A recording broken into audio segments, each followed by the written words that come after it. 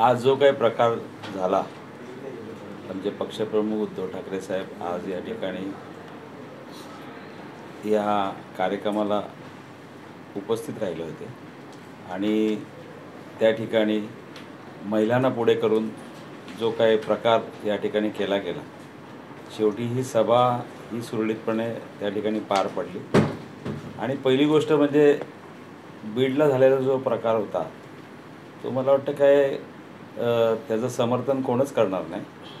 आणि आज ज्या पद्धतीने या ठिकाणी या ठाण्यामध्ये अशी कधीच गोष्ट झाली नव्हती आणि महिलांना पुढे करून हा जो काही प्रकार केला गेला एकदम निंदनीय आहे. मर्द असाल तर मला वाटतं समोर या. आज आमचा कार्यक्रम होता म्हणून आम्ही आज शांत होतो, परंतु ज्या पद्धतीने आज हा जो प्रकार केला गेला, तुम्ही बघितलं असेल कार्यक्रम उद्धवसाहेब आले, गडकरी रंगायतांमध्ये त्यांचं भाषण झालं. त्यानंतर आम्ही आमचे आदरणीय माजी जिल्हाप्रमुख रघुनाथ मोरे यांच्या घरीसुद्धा आम्ही उद्धवसाहेब सांत्वन करायला त्या ठिकाणी गेले होते आणि तिथून मुंबईला त्यांनी प्रयाण केले. परंतु आज ज्या पद्धतीने हे जे काही प्रकार केला, तुम्ही बघितलं असेल की सर्वात जास्त पुढे महिला होत्या. अरे तुमच्यात दम असेल तर तुम्ही या ना, पळता कशाला?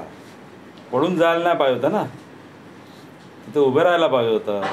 आणि तुम्ही बघितलं असेल आज जवळजवळ या नाट्यगृहामध्ये 2,000 ते 3,000 शिवसैनिक या ठिकाणी होते आणि त्या ठिकाणी जर असा काय प्रकार झाला असा, आज 15-20 लोक येऊन या ठिकाणी जो प्रकार केला, मला वाटतं ही जर मंडळी सर्व खाली आली असती तर अजूनही वेगळा प्रकार झाला असता.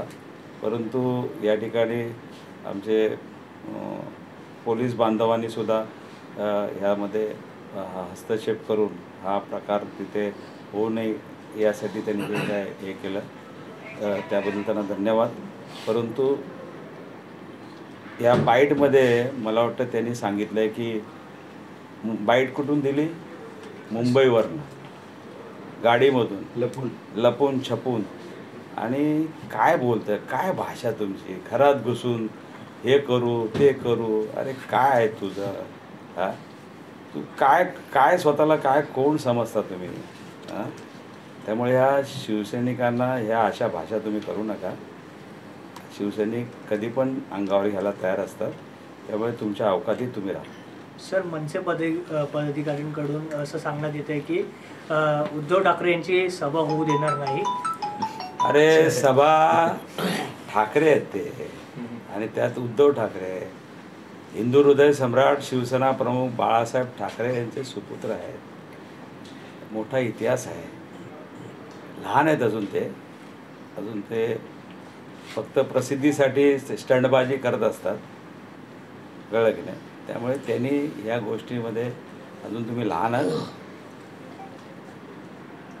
सर, आनंद दिघे यांच्यासोबत काम केलेल्या अनिता बिर्जे ते आता शिंदे गटात आज प्रवेश केला आहे. मला वाटतं तो विषय दुसरा काय बोलायचं? सर, आता तुमची पुढची भूमिका काय असणार आहे? पुढची भूमिका काय, मला वाटतं लहान मुलंसुद्धा दगडफेक करून पळून जातात, तसा हा प्रकार झालेला आहे. मर्दाची लक्षणं नाही. कारण ज्या पद्धतीने तुम्ही दगड मारून आपलं नारळ फोडून, दगड नाही फेकले, नारळ त्या ठिकाणी फेकण्याचा प्रयत्न केला आणि तुम्ही मारल्यानंतर तुम्ही पळून कशाला गेला? तो जीव घेत पळ सुटले. हां, आणि आमचा कार्यक्रम शांततेने झाला. इकडे सर्व व्यवस्थित, सभा आमची व्यवस्थित झाली आणि आमचं लक्ष हे सभेवरती होतं. त्यामुळे ह्या बाकीच्या गोष्टीमध्ये आमच्या म्हणजे मी शिवसैनिकांनासुद्धा धन्यवाद देईन की त्यांनी शांतपणे या सर्व गोष्टीचा हे केलं. सर, मनसे पदाधिकाऱ्यांना आता सोडण्यात देखील आलेलं आहे. काही लोक फरार आहे. अविनाश जाधव यांच्या, मला वाटतं अविनाश जाधव यांनी तर कबुलीच दिली आहे ना की हे मीच केलं आहे, मीच आमच्या मनसैनिकांनी केलं आहे. त्यामुळे सर्व पोलिसांकडे ह्याचं फुटेज आहे, सर्व चॅनलवाल्यांनी दाखवलेलं आहे काय प्रकार झालेला आहे.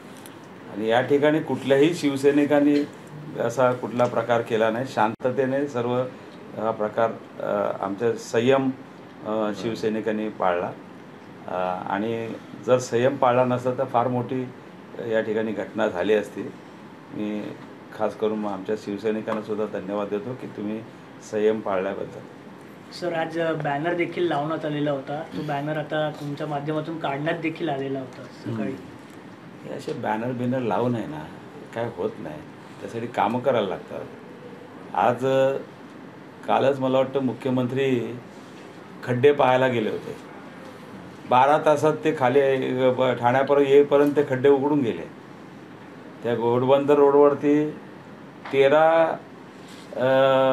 कोटी रुपये खर्च करून पूर्ण तो जो गायमुखचा जो हे आहे त्या ठिकाणी काम केलं. 15 दिवसामध्ये तो हे आहे.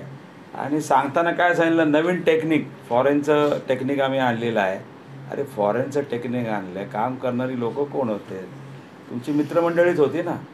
आणि ते गेल्यानंतर ठाण्यापर्यंत हे आले तर खड्डे लगेच उखडले गेले.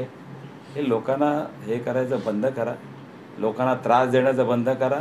याला भडकव, त्याला भडकव, ह्याच्या घरावरती हे कर, त्याच्या कार्यकर्त्यांवरती खोट्या केसेस टाक, हे सर्व चाललं. हे त्यांनी आज तुम्हाला माहिती असेल, या ठाणे शहरामध्ये आमच्या मानपाडा विभागामध्ये कालच आम्ही कापरवाडी पोलीस स्टेशनला गेलो होतो.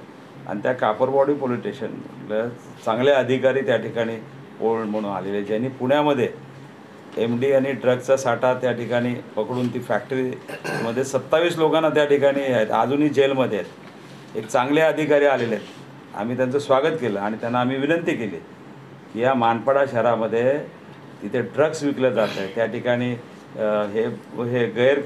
हे चालू आहे संबंध, दारूचे अड्डे आहेत तिकडे, आज संबंध हे ड्रग्स त्या ठिकाणी मिळत आहे आणि लहान मुलंसुद्धा त्या ह्याच्या व्यसनाधीन झालेले आहेत.